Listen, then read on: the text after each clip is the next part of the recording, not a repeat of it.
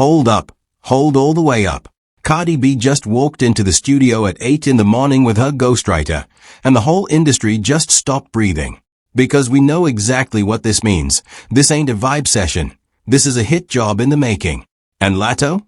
Latto really put her name in her mouth on an entire album, then ran to a whiteboard to argue with Joe Budden like it was middle school detention. Bro really woke up, dropped a project, and picked a war with 2 different camps in the same week. That's not a power move. That's a CRY for help. Alright, before I dig into these receipts, smash that like button if you'll want me to keep pulling up with the reel on this Cardi situation, and tap subscribe so you don't miss a single update when Body drops that bomb. I promise you, you don't want to hear about this from anybody else. So here's the skeleton. No fluff. Belcalis Almanza, Cardi B, was photographed in the studio with longtime collaborator Pardison Fontaine, the same party who co-wrote I Like It, Bodak Yellow, Up, and Bongos. On the other side, Alyssa Michelle Stevens, Latto, Big Latto, the 777 herself, dropped her 4th studio album Big Mama on May 29, 2026 through Streamcut RCA, and one song called Gimme that has fans screaming Cardi's name. Latto clearly didn't think this through. Now let's get into the actual receipts. Let me show y'all the actual words, in the actual order they were said, so nobody can spin this. First receipt. Back in late September 2025, audio leaked of Cardi B on the phone with Ice Spice's manager going off. In that leaked rant, Cardi said the now infamous line, "I'm not Latto." That's a direct quote. The implication being, Latto let stuff slide, but Body don't get talked to like that. When I heard that audio for the first time, I had to rewind 3 times. Like, you really put another woman's name in your mouth on a phone call? Knowing how the industry leaks. Nah. That's a Cardi classic, mouth moving faster than her brain. Second receipt. On September 30th, 2025, Cardi B went on her live and issued a public apology. Her actual words, per Yahoo Entertainment quoting the stream, "I'm a privately buy her a bag." She said she didn't mean it like that. She loves Latto, and she was gonna handle it the Body way, with a bacon. Real talk, when I saw that apology, I respected it. That's grown. That's the move. Third receipt. This is the one that lit the match. May 29th, 2026, Latto drops Big Mama, and on the track Gimme That, fans clocked the bars instantly. TMZ ran the lyrics word for word. BTCH said what? Let's clock it really got a homies store in my closet are talking about buying Big Mama bag like my N asterisk ain't already bought it like my N asterisk ain't coming off racks are big banks over here. Big facts. Wish AB asterisk TCH would get in that booth. I'm calling pop off. Big maximum. Bro said what? That's the dumbest flex I've ever heard. You're really bragging that your man bought your bag while calling Cardi a Big Mama. That's not a diss. That's an admission. Fourth receipt. Right after the album dropped, Joe Budden hit his podcast and said, and I quote from the Revolt write-up, Latto's song Hostage with 21 Savage sounded like Drake had wrote the song, specifically comparing it to Drake's Shubang. Joe didn't whisper it. He said it on his platform, with his whole chest.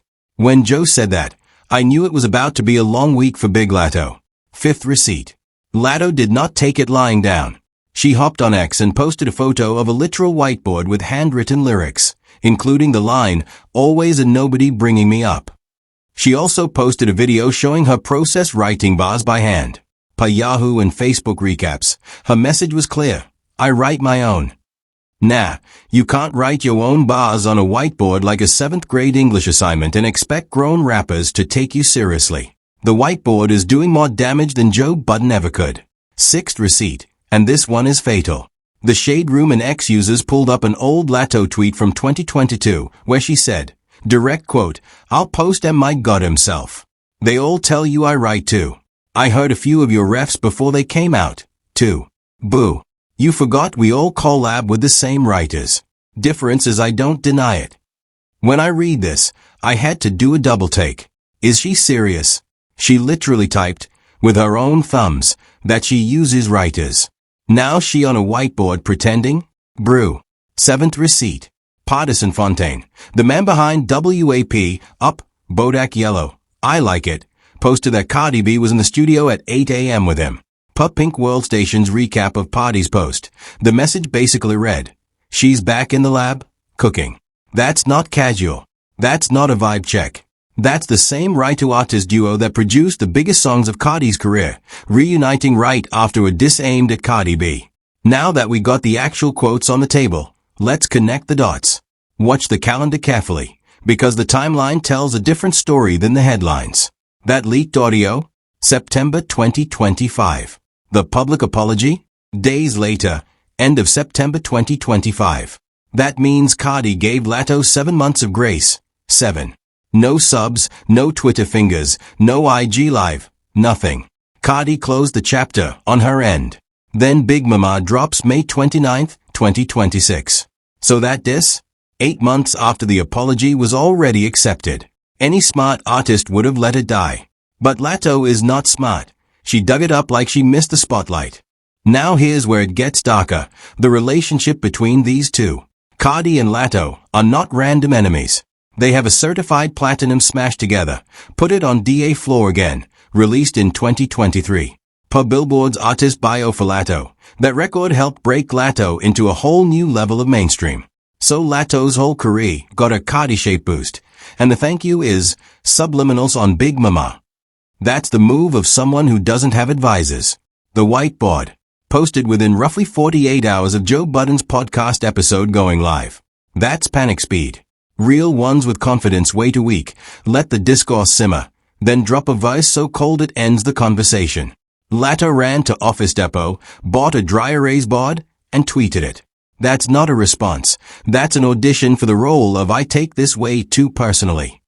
And the studio post from Party? Dropped while the Gimme That discourse was still trending. That tweet? Strategic. That's not a coincidence. That's a signal. Party knows what he's doing. The same Party who allegedly turns Cardi's voice memos and bar ideas into polished hits, the same chemistry that produced I Like It hitting #1, is reactivating at the exact moment Latto needs to be reminded who she's playing with. One more dot to connect. Look at the female rap timeline this falls into. Cardi vs. Nicki at NYFW 2018. Megan Thee Stallion vs. Nicki, ongoing. Remy Ma vs. Nicki. Kim vs. Foxy. This is the same pattern. Industry friends turn industry enemies, almost always after one of them gets a little too comfortable on a microphone. Latto really thought she'd be the exception? Nah. She just enrolled in a class she's not ready to graduate from. But here's where it gets even more interesting. Now check this out. Nobody's talking about how surgically the Gimme That bars were constructed. Zoom into the phrase let's clock it.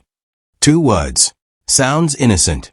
But that exact phrase, clock it, is the same internet girl call-out language Cardi B has been using on live for years. So Latto borrowed Cardi's own slang to insult her. That's not coincidence. That's a planted mirror. The problem? You can't out Cardi. Latto walked into Barty's house, in Barty's shoes, and tried to sit on Barty's couch. And Latto really didn't catch how obvious that was? That's embarrassing. Next layer.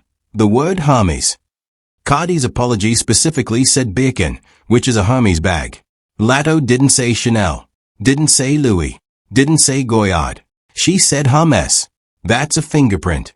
That's a forensic confession that this bar was written with the apology in her hand, line for line. Which means this wasn't off the dome. This was premeditated. If Latto had half a brain in this beef, she would have made it ambiguous. Instead, she basically signed the diss with her own name. Now zoom into Big Mama. That's also the album title. Which means the entire album branding is built around a phrase she's now using to mock another woman's body. That's the problem with Latto. She didn't read between her OWN lines. The diss is hiding in plain sight on her own album cover. Forensic layer on the whiteboard situation. Look at what she wrote, always a nobody bringing me up. A nobody. Joe Budden has been in this game since 2003. He's not the threat. The fact that her first reaction was to call him a nobody tells you the bar landed somewhere it shouldn't have. Hit dogs holler. If it wasn't true, you laugh. You don't grab a marker. And one more piece, the choice of medium. Why a whiteboard? Why not the notes app like everybody else? Why not handwritten in a notebook? Because a whiteboard is performative. It's the equivalent of writing I am not on drugs on a poster and standing on the street with it. The harder you have to prove something visually, the less the audience believes it. Final forensic kill shot. That 2022 tweet. Read it again slowly. We all collab with the same writers. Difference is I don't deny it. Past tense Latto literally roasted current tense Latto. She set up her own trap years ago and walked right into it on a whiteboard. That's not even a Joe Budden L. That's a Latto on Latto L. Now let's see how the media played all of this. The framing across outlets is wild. Everybody's writing different angles on the same receipts. TMZ went straight tabloid mode. Their framing? Pure shock value. Latto seems to shade Cardi B, letting the bars speak for themselves with no real take on whether Cardi deserved it or not. Neutral, almost too neutral. Complex framed it completely differently. Their take painted it as a clean clapback, like Latto was the one wronged and the diss was justified by the leaked audio. They led with Latto responds energy, putting Cardi on the defensive even though it was Latto who took it to axe. Revolt and Yahoo went the most balanced.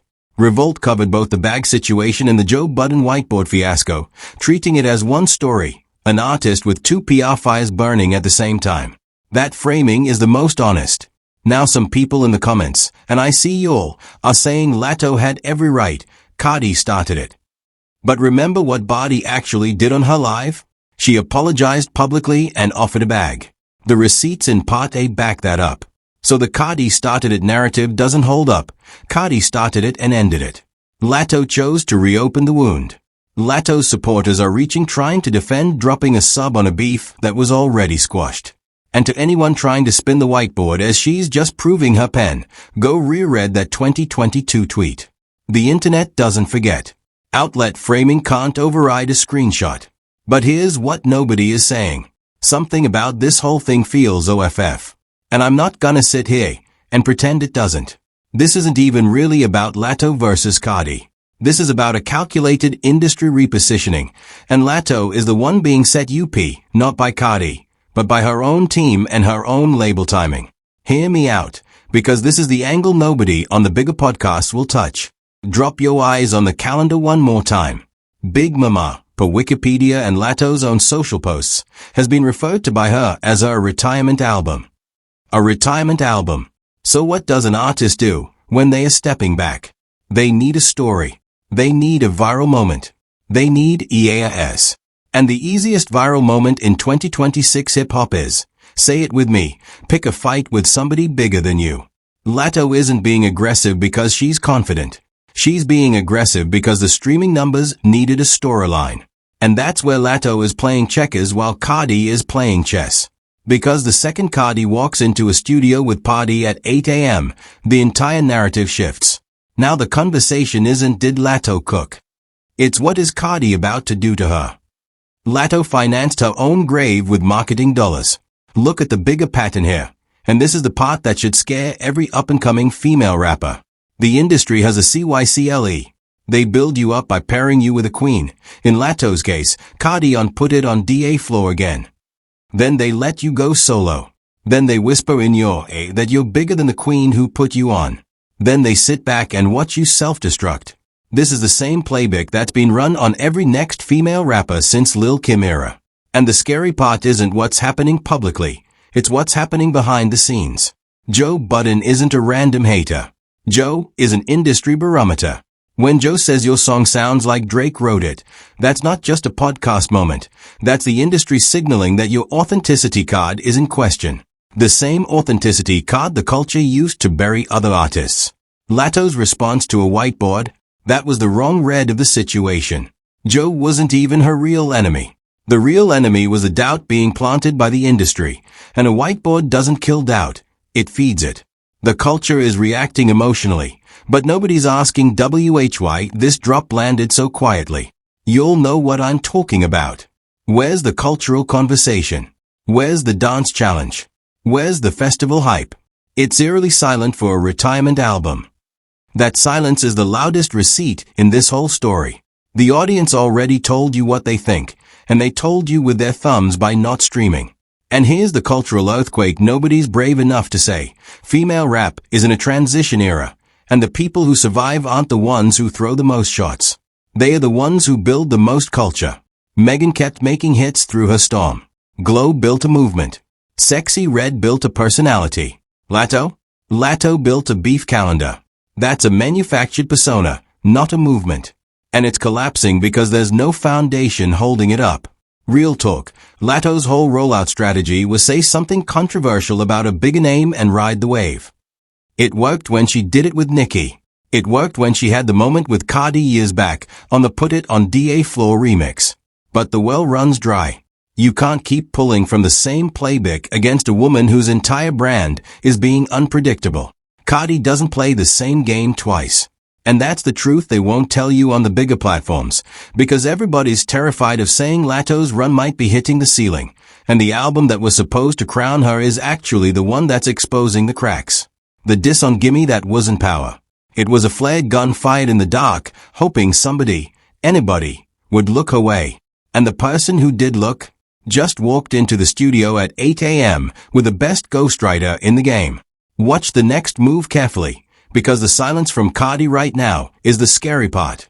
The silence from Budden right now is louder than any tweet she could post, and that silence is doing math behind the scenes. Let me paint y'all 3 different futures that could come from this. Path 1. The slow burn collapse. Cardi is gonna let Latto cook in her own pot for another 2, maybe 3 weeks. No tweets. No lives. No interviews. She's gonna let the streaming numbers settle, let the discourse fade, let Latto think she escaped. Then, and mark this in your calendar, she's gonna drop a single with Pardison bars so surgical that everybody forgets Gimme That ever existed. When that drops, Latto is gonna be in the middle of her promo run looking confused, having to answer Cardi questions instead of album questions. That's how careers stall. Latto is gonna look desperate, trying to respond to a song that's already 3 streams ahead of hers. Path 2. The industry pylon. If Cardi doesn't even bother responding directly, watch what's gonna happen with the other female rappers. Once Budden signals its open season, every artist Latto has ever subliminally shaded is gonna line up. BIA, Nicki Camp affiliates, Megan Camp affiliates, even Glow's people if the right buttons get pushed, they are all watching to see if Latto is protected or exposed.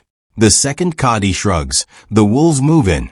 And Latto is not ready for what's coming if everybody decides she's an open target. The whiteboard isn't gonna save her when 3 artists drop subs in the same week. Path 3. The career reframe. This is the long game, and this is the one that really should scare Latto's team. If Big Mama, her self-proclaimed retirement album, underperforms expectations because of this beef distraction, the narrative for the next 5 years of her career changes. She becomes the artist who let a beef ruin her last album instead of the artist who went out on top. That's a legacy problem. 5 years from now, people are gonna look back at the Gimme That rollout as the exact moment the momentum cracked. The industry is gonna move on without her, and the worst part, she'll be watching it happen in real time with a whiteboard in her closet. Now on the Joe Budden front, Latto's whiteboard moment is gonna haunt her every interview cycle from here on out. Every press run. Somebody is asking, so do you write your own? Every podcast wants to bring up that 2022 tweet. She just created a career-long talking point that she has to defend forever. That decision is gonna age terribly. And don't sleep on what Pardi being in the studio actually means commercially. The last time Pardi and Cardi linked in serious mode, we got WAP. We got Up. We got Bongos. Whatever's about to drop isn't gonna be a one-off response. It's gonna be a single, with a video, with a rollout, with a moment. And it's gonna eat for the whole summer. Latto's album is gonna be a memory by the time Budden's record hits its 2nd week. Wouldn't be surprised if behind the scenes Latto's team is already trying to reach back out to patch this up before it explodes. Because if you watch the pattern with Cardi, Nicki situation, BIA situation, the leaked audio era, Cardi doesn't forget. She files it. She waits. And then she cooks. The girls being quiet has always been the warning sign in this culture. And Cardi being this quiet for this long? Somebody better tell Latto to start drafting that apology video right now. The numbers don't lie either. Big Mama is reportedly facing a soft commercial debut compared to where her camp expected it to land. So now Latto is fighting on 2 fronts. Her album underperforming and her credibility being questioned by a podcast giant, while Cardi is sitting in a studio chair, fully resourced, fully rested, fully dangerous. Whatever happens next, one thing is crystal clear. Latto already lost this round. She just hasn't been told yet. Alright y'all, drop a comment and let me know. Do you think Cardi is really cooking a diss with Party, or is she gonna stay silent and let the streams kill Latto for her? Smash that like if you want me pulling up the second body posts even a hint of new audio.